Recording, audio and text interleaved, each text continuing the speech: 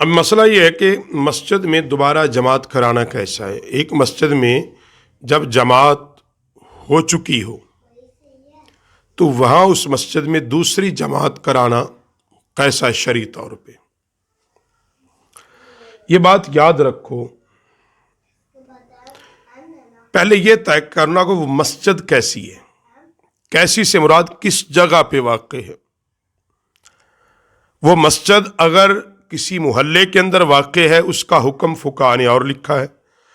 اگر وہ مسجد کسی پبلک مقام یعنی جیسے railway station, bus stand, airport یا ایسی جگہ پہ واقع ہے اس کا حکم کوئی اور ہوگا۔ تو اس کے بارے میں فقہاء نے ایک بات لکھا ہے کہ جو محلے کی مسجد ہو وہاں ایک اذان و اقامت سے جب جماعت ہو چکی ہو تو دوبارہ اذان و اقامت کے ساتھ جماعت مکروہ ہے۔ دوبارہ وہاں اذان اور اقامت کے ساتھ جماعت نہیں ہے۔ اس کی وجہ لکھی، وجہ یہ ہے اگر یہ رواج پڑ جائے گا تو لوگ جماعت اولیٰ سے غفلت اختیار کریں گے۔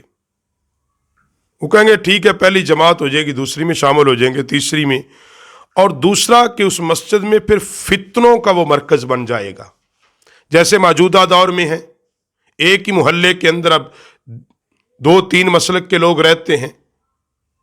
اگر یہ رواج دے دیں گے، وہ کہیں گے پہلے وہ ایک مسلک کے پڑھ لیں، پھر ہم پڑھ لیں گے، آگے جماعت کرائیں گے، پھر تیسرا کرائے گا، تو یوں وہاں فتنوں کے دروازے کھلتے رہیں گے۔ اس لیے فقہاء نے لکھا کہ جہاں پہ کوئی عام راہ گزر نہیں ہے وہاں افضل و بہتر یہ ہے کہ جماعت اولیٰ یعنی ایک ہی جماعت قائم کی جائے۔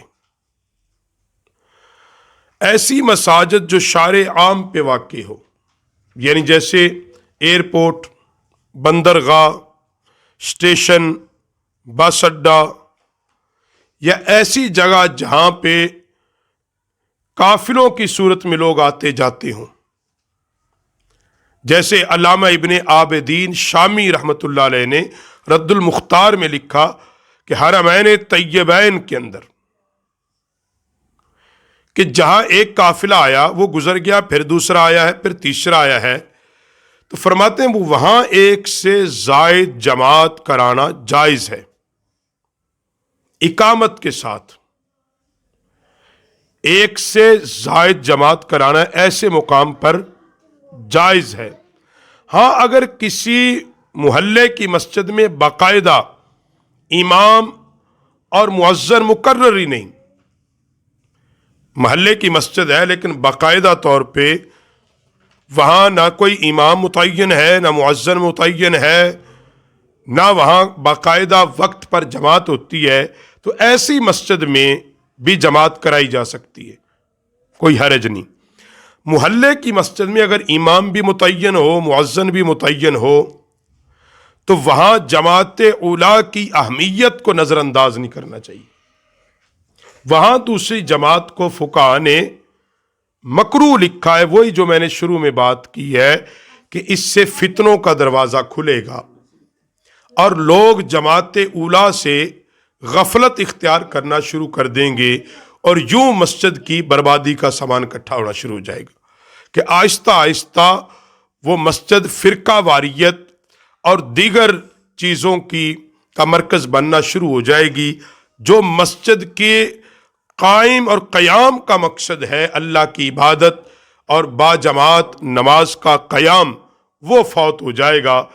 اس لیے اقامت کے ساتھ دوسری جماعت میں حرج نہیں، مگر افضل اور بہتر کیا ہے کہ ایک اذان و اقامت سے جماعت اولیٰ قائم کی جائے۔ ہاں کوئی راہ گزر ہو جہاں قافلے آتے ہیں گزر جاتے ہیں اور عام شارع عام ہو، وہاں پہ ایک قافلہ آیا اس نے جماعت کرائی، وہ دوسرا کے اپنی کروا سکتا ہے، اس میں کوئی حرج نہیں، شرعاً وہ جائز ہے۔